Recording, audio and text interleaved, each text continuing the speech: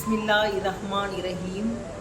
ஒரு நபர் மௌலா அலி அலைஹி ஸலாத்து வஸலாம் அவர்களிடம் வந்து, யா அலி, நான் செல்வந்தன் ஆக வேண்டும், செல்வத்தின் கதவுகளை திறக்கும் திறவுகோல் எது, எனக்கு காட்டி தாருங்கள் என்று கேட்டான்.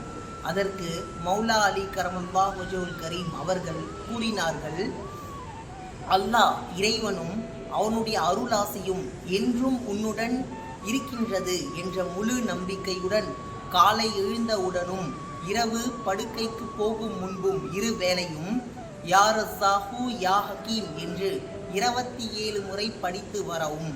மேலும் வாழ்வின் ஒவ்வொரு நொடியும் இறைவன் தந்த அருட்கொடை என்பதை உணர்ந்து உன்னுடைய கடமைகளையும் இறைவனின் கட்டளைகளையும் சரிவர நிறைவேற்றி வரவும்.